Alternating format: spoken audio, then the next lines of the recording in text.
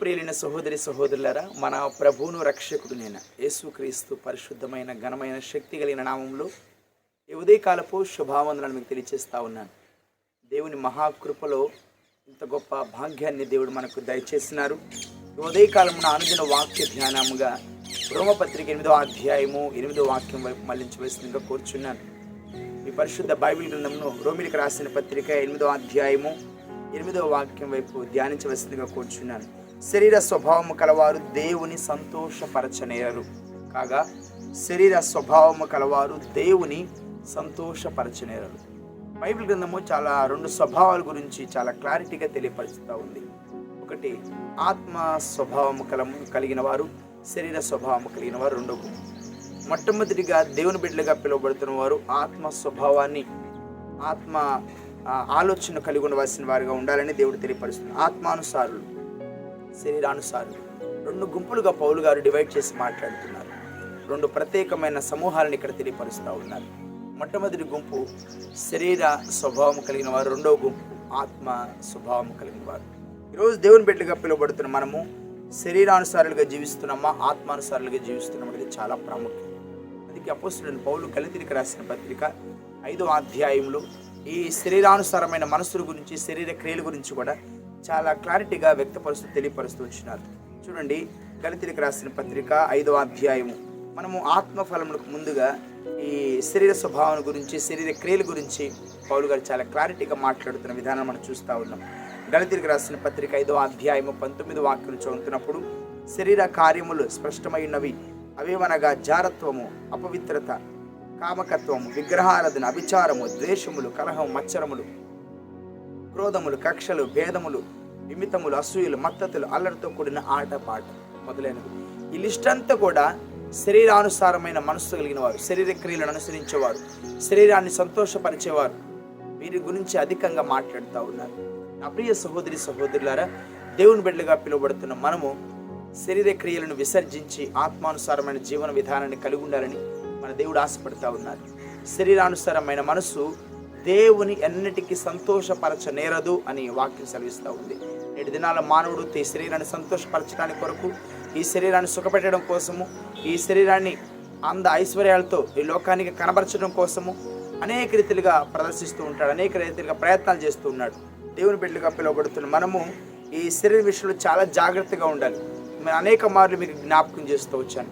క్రైస్తవులకు ప్రధానమైన శత్రువులు ముగ్గురు ఉన్నారండి. మొట్టమొదటి శత్రువు శరీరమే, రెండవ శత్రువు లోకము, మూడవ శత్రువు అపవాది. ఈ శరీరానికి ఇష్టం ఉండదు నువ్వు ప్రార్థన చేయడం, ఈ శరీరానికి నువ్వు వాక్యం ధ్యానించడం ఇష్టం ఉండదు, ఈ శరీరానికి నువ్వు ప్రార్థించడం లేకపోతే దేవుని స్తుతించడం ఇష్టం ఉండదు. ఈ శరీరము సుఖభోగాలను ఆశిస్తూ ఉంటుంది. దేవుడు ఏం కోరుకుంటున్నారంటే ఈ పాపమలినమైన దేహాన్ని పరిశుద్ధ ఆలయంగా మార్చాలని ఆయన ఆశపడుతున్నారు. నీ దేహము దేవుని ఆలయమైనదని మీరు ఎరుగరా? ఎవరి దేహము దేవుని ఆలయంగా మార్చబడుతుంది? రక్షింపబడిన వారి దేహము దేవుని ఆలయంగా మార్చబడుతుంది. ఈ పాప మాలిన దేహాన్ని, ఈ పాప మాలిన హృదయాన్ని యేసు ప్రభువు వారు తన రక్తంతో కడిగి పరిశుద్ధపరిచి తిరిగి జన్మించిన అనుభవాలకు మనం వచ్చిన తర్వాత మన నూతన సృష్టిగా మార్చుకొని ఆయన సొత్తుగా మార్చుకున్నారు. ఇప్పుడు మనము మన శరీరం కదా, నా శరీరం కదా, నాకు వచ్చినట్టు నేను జీవిస్తాను, నాకు ఇది నచ్చినట్టు నేను నడుచుకుంటాను అని చెప్పుకోవడానికి లేదండి. మనం చాలా జాగ్రత్త కలిగి ఉండాలి. రోమపత్రికలో పౌలు గారు మాట్లాడుతున్న మాటలు చాలా పరమార్థం దాగి ఉంది. చూడండి, 5వ వాక్యం చదువుతున్నప్పుడు శరీరానుసారులు శరీర విషయములందు మనసులుంతురు, ఆత్మానుసారులు ఆత్మ విషయం మీద మనసులుంతురు. శరీరానుసారమైన మనస్సు మరణము. ఏ మరణము? నార్మల్ మరణం గురించి మాట్లాడట్లేదు. ఇది ఇటర్నల్, శాశ్వత మరణం గురించి మాట్లాడుతూ ఉన్నారు. శాశ్వత మరణం బైబిల్ గ్రంథంలో 2 మరణాలు, 2 జన్మాల గురించి చాలా స్పష్టంగా తెలియచేయబడతా ఉంది. మొట్టమొదటిగా మానవుడు 2 సార్లు, ఒక మారు తల్లి గర్భంలో జన్మిస్తారు, మరొక మారు ప్రభువైన యేసుక్రీస్తు వారిని సొంత రక్షకునికి అంగీకరించిన తర్వాత తిరిగి జన్మించిన అనుభవంలోకి వస్తున్న సందర్భాన్ని మనం జ్ఞాపకం చేసుకుంటూ ఉన్నాం. 2 మరణాలు. ఈ భూమి మీద పుట్టిన ప్రతి ఒక్కరు మరణించవలసిందే. రెండవ మరణము మనం ప్రకటన గ్రంథము 8వ అధ్యాయము 21వ అధ్యాయము 8వ వాక్యమును మనం చూస్తూ ఉన్నాం. అది నిత్య మరణం అని రాయబడుతూ ఉంటుంది. నిత్య మరణం, శాశ్వత మరణం గురించి అక్కడ తెలియపరచబడతా ఉంది. ప్రకటన గ్రంథము 21వ అధ్యాయం 8వ వచనము, పిరికివారును, అవిశ్వాసులను, అసహ్యులను, నరహంతకులను, వ్యభిచారులను, మాంత్రికులను, విగ్రహారాధికులు, అబద్ధికులు అందరూ అగ్నిగంధకములతో ముండు గుండముల్లో పాలు పొందుదురు. వీరందరూ కూడా శరీరానుసారమైన మనసు కలిగిన వారు, శరీరాన్ని స్వభావంగా జీవించేవారు. ఇలాంటి వారి విషయంలో చాలా జాగ్రత్తగా ఉండాలని దేవుడు హెచ్చరిక జారీ చేస్తూ ఉన్నాడు. ఈరోజు దేవుని బిడ్డలమని పిలువబడుతూ దేవుని బిడ్డలమని చెప్పుకుంటున్న మనము శరీరానుసారమైన మనస్సు కలిగి జీవిస్తున్నామా, ఆత్మానుసారమైన మనసు కలిగి జీవిస్తున్నామా? శరీరానుసారమైన మనసు దేవునికి వ్యతిరేకమైనది. ఎంత ప్రార్థన చేసినా, ఎంతగా మందిరానికి వెళ్ళినా, ఎంతగా దేవునికి అర్పణలు అర్పించినా నీ స్వభావం మారలేదంటే, నీ మనసు మారలేదంటే, ఈ శరీర స్వభావం కలిగిన విధానం నడుచుకుంటూ వెళ్తే నువ్వు దేవునికి ఎంతో దూరస్తురాలిగా ఉన్నట్లు, దేవునికి ఎంతో దూరస్తుడిగా ఉన్నట్లే దేవుని వాక్యం సెలవిస్తూ ఉంది. నా ప్రియ సహోదరి సహోదరులారా, దేవుని బిడ్డగా పిలువబడుతున్న మనము శరీర స్వభావాన్ని కలిగిన వారంగా ఉన్నామా, శరీరానుసారమైన మనస్సు కలిగిన వారంగా ఉన్నామా, లేకపోతే ఆత్మానుసారమైన మనస్సు కలిగిన వారంగా ఉన్నామా?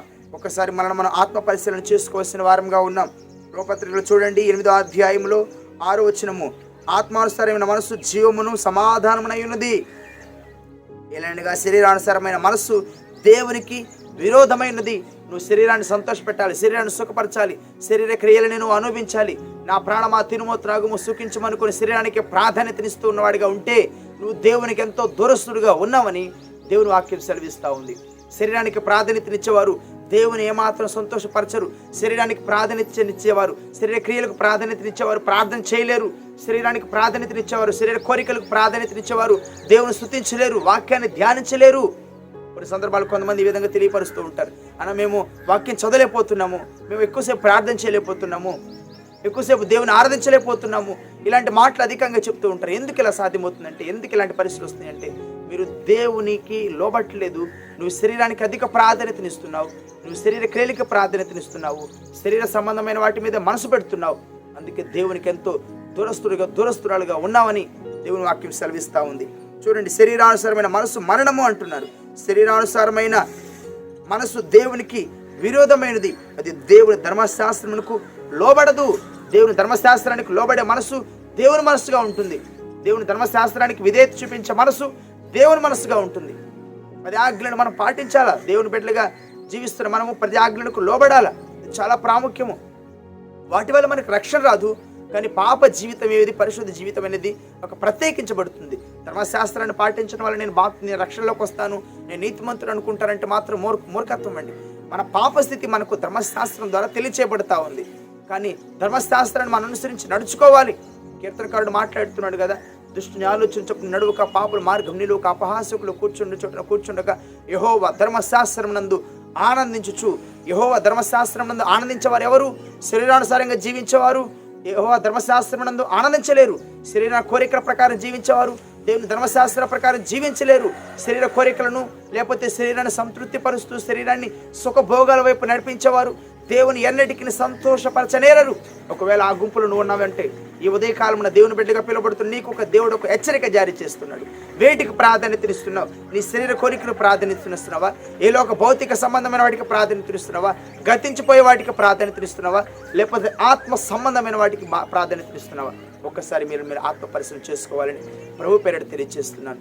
దేవుని బిడ్డలుగా కొన్ని సంవత్సరాలుగా పిలువబడుతున్న మనము శరీర క్రియలకే, శరీర స్వభావం కలిగిన వాటికే, ఈ భౌతికపరమైన వాటికే, శరీరాన్ని సుఖపెట్టే వాటికి నువ్వు ప్రాధాన్యతనిస్తే నువ్వెంతో దేవునికి దూరంగా ఉన్నావని ఉదయకాల సమయంలో దేవుడు హెచ్చరిక జారీ చేస్తూ ఉన్నాడు. శరీరానుసారులు దేవుని సంతోషపరచలేరు. శరీరానుసారమైన మనసు దేవుని వాక్యానికి, దేవుని చిత్తానికి వ్యతిరేకంగా ఉంది. నువ్వు ఎలాంటి మనసు కలిగి ఉన్నావు? ఆత్మానుసారమైన మనసు కలిగి ఉన్నావా? శరీరానుసారమైన మనసు కలిగి ఉన్నావా? ఒక్కసారి నిన్ను నువ్వు ఆత్మ పరిశీలన చేసుకోవాలి. నువ్వేందో, నీ ఆలోచనలు ఏందో, నీ తలంపులు ఏందో, నీ మనసులో ఏముందో నీకు నీ దేవుని తెలుసు, ఎవరికి తెలియకపోవచ్చు. అయితే ఏ స్వభావాన్ని కలిగి ఉన్నా ఒక్కసారి జ్ఞాపకం చేసుకుని సరైన రీతిలో ముందుకు కొనసాగలిగితే దేవుడు సరైన ఆలోచనతో నేను ముందుకు నడిపిస్తాడు, తన ఆత్మతో నింపుతాడు. ఇంతకాలం శరీర స్వభావాన్నే కలిగి జీవిస్తే, నువ్వు శరీరాన్ని సంతోషపరుస్తూనే జీవిస్తే దేవుని దగ్గర పశ్చాత్తాపడయ్యా, ఇంతకాలం మీ వాక్యానికి లోబడలేకపోయాను, ధర్మశాస్త్రానికి లోబడలేకపోయాను, నాకు నచ్చిన నీకు కొనసాగించాను, నన్ను క్షమించు, ఇకపై నీ కొరకు జీవిస్తానని ఒక తీర్మానం చేసుకున్న ప్రార్థించగలిగితే దేవుడు ఆత్మానుసారమైన జీవన విధానం మీద నీకు తెలియపరుస్తాడు. దేవుడి చిత్తమైతే ఆత్మానుసారమైన మనసు గురించి మరొక దినం మనం ధ్యానం చేసుకుందాం. తల వంచండి, ప్రార్థన చేసుకుందాం. ప్రార్థన. కృపా సత్య సంపూర్ణుడైన మా ప్రియ పరలోకపు తండ్రి, ఈ ఉదయకాలమున మీ పాదాల దగ్గరికి వస్తున్నాం. దయతో మమ్మల్ని కనికరించండి, కృప చూపించండి.